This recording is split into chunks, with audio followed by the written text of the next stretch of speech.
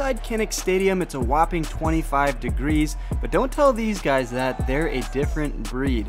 When you think of Iowa football, you immediately think high-powered offense. Sorry, I had to throw that one in there, but actually they put up 24 points, which is probably a record for them, and they caught the W, so that was pretty sweet. But the coolest part of the game, though, was the tradition of waving to the Children's Hospital across the street.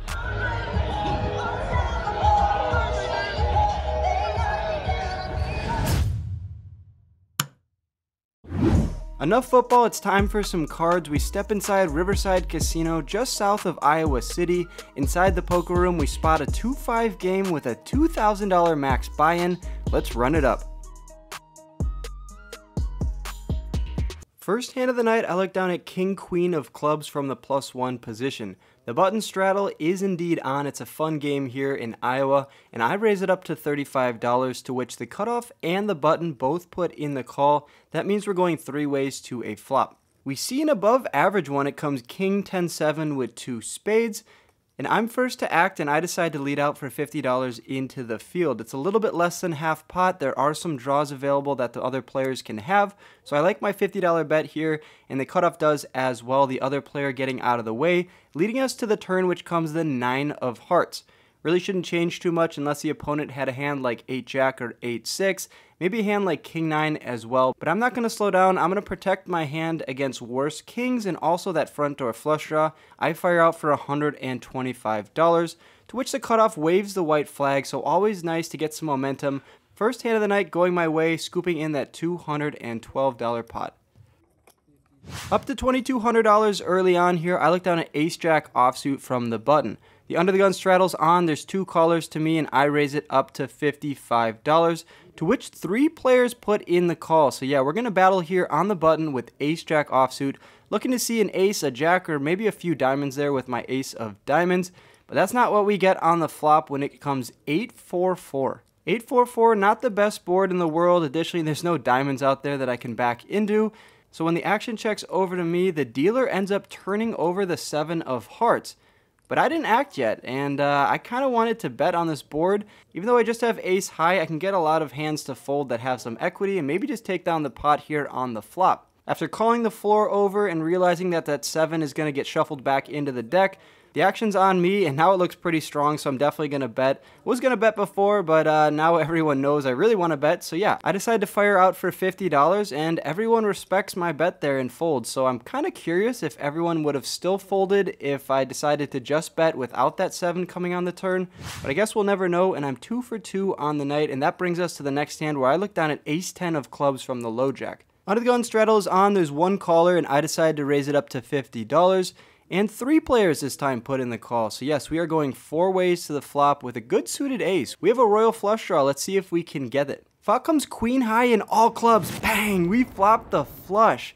Absolute dream spot for me, and I'm going to fire out into the field for $50. It is a monotone board, so it could be kind of sketch for the other players, but if they have a queen, they can't fold just yet. That'd be way too nitty, so it's time for me to get some value. Maybe if they have a worse flush, they don't want to see another club, so I'm going to bet here and try to get some more value. After I bet out for $50, 2 players fold, which is definitely not what we want to see, but then the player on my right, bless his soul, he check raises me to $200. Absolute dream spot. What do you do here? Do you go for a re-raise or do you play it smooth and just put in the call? I think calling's the best move here. Another raise pretty much announces exactly what I have. Or if I call here, I still could have some sets. I could have ace queen, I could have king queen. So yeah, I just put in the $200 total and we are off to a turn. Interesting pot developing. It's $600 and the turn comes the 8 of hearts.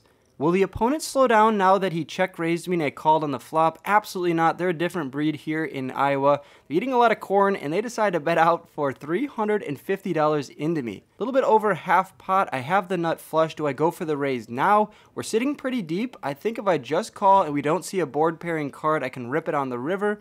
Raising here pretty much announces my hand once again. So for that reason, I decide to put in the $350 and we are off to a river. Looking for a clean river, and it's kind of what we get. It comes the deuce of spades. I say kind of because it isn't another club, but at the same time, it does pair the board. But he decides now to check it over to me, which pretty much means I have the best hand, unless he's slow playing a hand like pocket queens or a set that filled up by the river. Either way though, I'm not going to check this one behind with such a good hand. If he check raises me, I'm pretty much beat, but he's going to have to do that in order to win this pot. I decided to bet out for $475, a little less than a third the size of the pot. It doesn't take too long for him to find the fold, which is a little bit of a bummer. But at the end of the day, is it really? I'm scooping in that $1,300 pot and no one's been able to defeat me yet. Feeling pretty confident.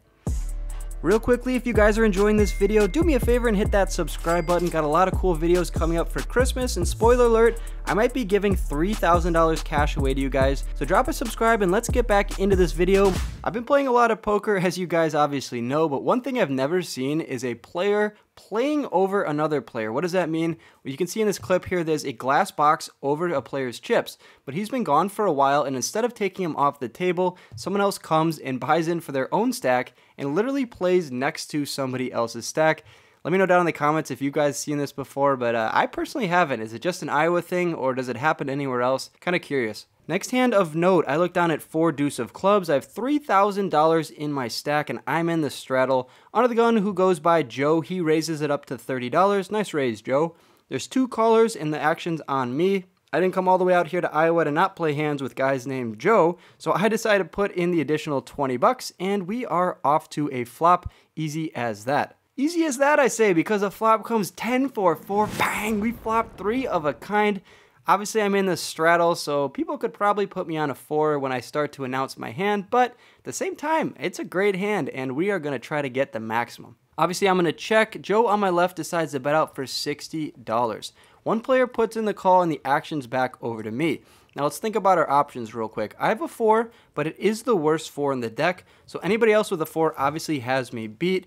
People could obviously have a 10 in this spot. They could have pocket pairs like 9s or 8s. Joe could also have like jacks or queens because he did make it $30 pre. And of course, there is that front door flush draw available. So when Joe bets out for 60, there's one call. I decided to raise the size of the pot immediately. I want to get value from a lot of those hands and put them in tough spots because I'll be out of position the rest of the hand. So for that reason, I decided to check raise all the way up to $200, which I think is fair, you know? If they have a good hand, they're going to have to call it. If they don't, they're just going to get out of the way. And only Joe decides to put in the call. So at this point, I'm not really putting him on a draw because he raised pre. I'm pretty much putting him on a hand like ace-10, pocket jacks, pocket queens, and of course pocket 10s would be the one hand that I think we are losing to. That would just be unfortunate, and I'd probably have to double him up. Joe decides to put in the call, and that brings in the 8 of diamonds on the turn, nearly $600 in the pot. And I decided to size up over half pot for $375, still targeting all those great hands in his range, like ace-10 and all of his overpairs. Is Joe going to release his hand just yet? Absolutely not. He came to play and he puts in the $375, pretty much confirming my suspicions. So we're looking to see a clean river card, which is the exact opposite of what we get. It comes the queen of spades. I say that because now pocket queens has us beat, and additionally, if he did have a draw, which I don't think he does, but still, there's 3 spades on board now, so of course we're losing to the front door spade draw. So not an ideal river. There's $1,300 in the middle, and we're first to act. What would you guys do? It's always easy just to see what I would do, but I'm kind of curious. What would you guys do here? It's a weird spot. We have 3 of a kind, but a lot of things got there on the river. Heck, even Jack 9 got there by the river. Ultimately, I decide on a bet of $100. I went through my head, I thought about betting big, I thought about checking and calling some bluffs or hands that beat me, but in the end, I decided to bet out for $100, get a little bit of value from maybe a hand like ace-10 or ace-queen or king-queen, and at the same time, put him in a weird spot, and that's exactly what happens. He actually laughs out loud before finding a black chip in his stack and tossing it into the middle, which he will not get back, because when I show, he mucks, and later told me he had pocket jacks. It's possible I could have gone for a larger bet there on the river, but at the same time, if I decided to check it over to him, he's probably going to check behind with the queen of spades coming out, so maybe I made a little extra money. Who knows? $3,800 in my stack. It's going swimmingly. I'm up $1,800 early on in this session. I'm on the button, and I raise it up to $50 with king, queen of clubs. Only the under the gun +1 limper puts in the call, and that means we are heads up to the flop. When the flop comes ace-king 9 with 2 spades, it's a pretty good flop for me. I'll have a lot of ace-king, pocket aces. I'll also have pocket kings as well. So when he checks it over to me and I just have middle pair, I decide to go for a c-bet of $40. The opponent does not want to relinquish his hand just yet. He finds the call, and that leads us to a great turn card, the King of Diamonds, giving us 3 of a kind. When he checks it over to me, I'm hoping and praying he has a worse king. I'm hoping he has an ace like ace queen, ace jack. He checks it over to me. I'm going to size up with 2 draws out there, the front door spade draw and the diamond draw that just came in on the turn. For that reason, there's 197 in the middle, and I bet out for $150. If he has an ace or a king, he can't be folding. But he does fold, so that means he does not have one of those types of hands, which is not good for me. But you know what is good for me? Looking down at 9-7 of diamonds from the hijack. Under the gun straddle is on, as it has been the entire night. There's 1 limper, and I raise it up to $50. Great action here in Iowa. Drive out, fly out immediately. 3 players put in the call, and I have 9-7 of diamonds, an absolute premium. But is it a premium? I look down at the flop, and it's deuce, deuce, deuce. Obviously rainbow. There's no duplicate cards in the deck. The action checks over to me, and I decide to bet out of a quarter of the pot for $50, just copying and pasting my pre-flop raise. The reasoning is I'll have a lot of pocket pairs here, and I want to protect my hand against hands like King Jack, King 10, Queen Jack. So yeah, betting out here for $50 keeps all my pocket pairs in. If I was to check it behind here, it pretty much takes all those pocket pairs out and narrows my range to like hands like ace king, ace queen, ace 10. So yeah, betting out for $50 here is the move in this spot, and only the player in the straddle puts in the call. Now, if I was to see a card on the turn, I'd love to see a 9 or a 7 giving me a boat, and the dealer listened to my inner thoughts. He puts the 9 of hearts out there. I just turned that boat. The straddle checks it over to me, and I feel like Noah Ark with this nice little boat here. I decided to bet out for $175, now going for value. I was betting on the flop as a bluff, now I'm betting on the turn for value for $175. And the straddle doesn't believe me. He's thinking, why did I bet the flop and now betting the turn with this 9? He decides to put in the call for $175, which is great news for me. In the river comes the 10 of diamonds. Not really expecting him to connect with that card. I'm pretty much putting him on hands like 3s through 8s at this point. Pocket pairs that got sticky on the flop and turn. I think I need to go for a little bit more value on this river. It would be pretty thin, and I think that would be the best move. But I don't always make the right play, and doing this voiceover now, it's pretty apparent I need to go for like $150 or $200, targeting all those pocket pairs. If I get raised, he obviously has a deuce or maybe a hand like pocket 9s. But at the end of the day, I checked behind. He turns over pocket 5s, which is definitely a hand that might have called another $100 to $200. I missed out on a little bit of value, but I'm lucky that 9 came on the turn, rewarding me with that $662 pot.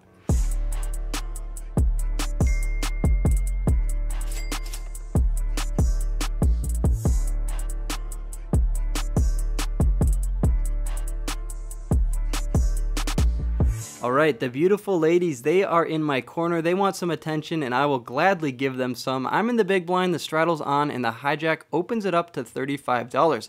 Hold on a second, look down at my stack, $4,200. I'm up $2,200 in this session, and I just can't seem to lose. When the hijack opens it up to $35, the button puts in the call, and the small blind raises it up to $125. Yeah, let's just go over this for a second. We got an open to $35, a button call, and the small blind raises to $125. That means I'm going to have to put in the 4-bet here with the ladies. They wanted my attention, and I'm going to give it to them. I decided to 4-bet to $290. Action's back over to the small blind. Is he going to 5-bet, rip it in my face, pretty much meaning he has kings, aces, or ace-king? No, he doesn't. He just puts in the call, leaving him around $600 behind, which I think is a little bit of a strange play. Maybe he has jacks or 10s and doesn't want to get it in just yet. Either way, though, we are going heads up to the flop in a 4-bet pot, and surprisingly from the big blind, I have positioned the rest of the hand. The flop comes 9-9-4 with 2 spades, and the small blind checks it over to me, as I would expect him to do with a large portion of his range. Let's think about our options here. I'm not going to check behind. There's 660 in the middle. How much do I bet? Now, common practice would say bet a third the size of the pot, and I like that idea. I decided to bet out for $200, which is a little bit less than a third. And that's going to get the job done. He folds his cards. It's possible he had a hand like ace-king and just didn't want to continue on this board. But I'm not complaining. Another $660 coming my way. All right, 2 hands to go. I'm up $2,500 in the session. I look down at king-queen offsuit from the hijack. Straddle is on, and I raise it up to $35. Pretty normal so far. And Joe in the cutoff and the straddle both put in the call, leading us 3 ways to the flop. When the flop comes queen 5-3, we're liking our chances. However, it is monotone, all hearts.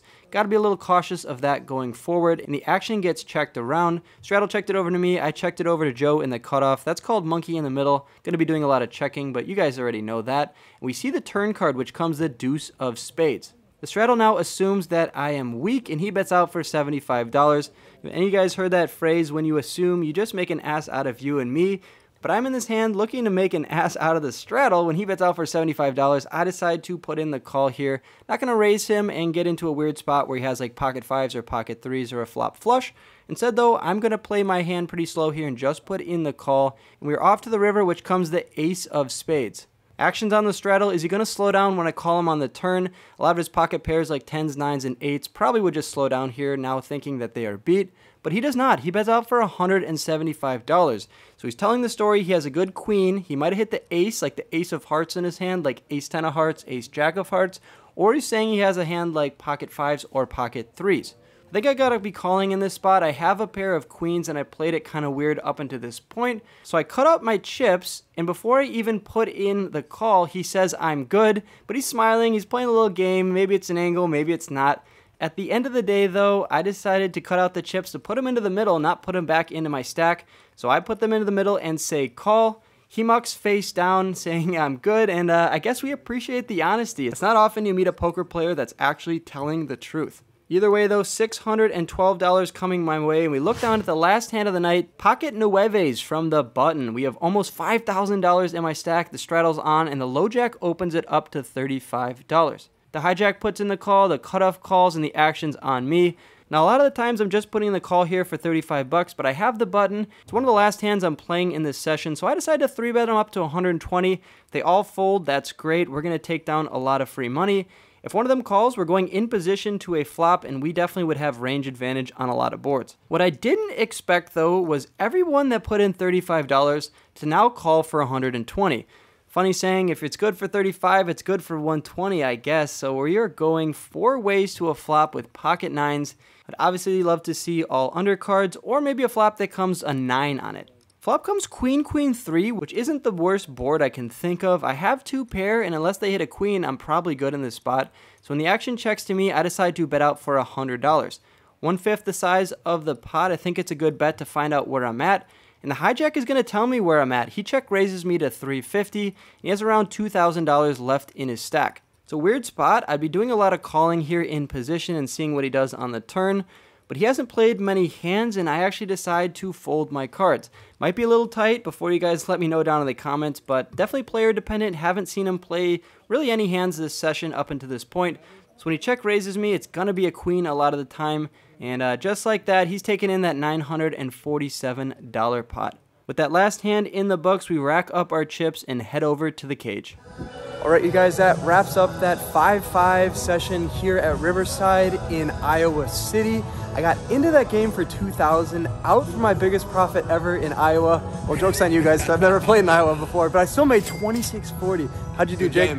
How'd Jake do? I won 260, so. Hey, but in a 300 max game, that's a buy-in. He's gonna take it. Almost. Gas money right there. If you guys haven't played in Iowa yet, you gotta check it out. I kinda wanna go check out Des Moines. I heard they have a cool casino over there. If you guys aren't subscribed already, be sure to drop a subscribe, leave a comment down below, like the video. Good luck on the felt. As Go Hawks. Always, you guys, go Iowa Hawkeyes, and we'll catch you in the next video. Peace.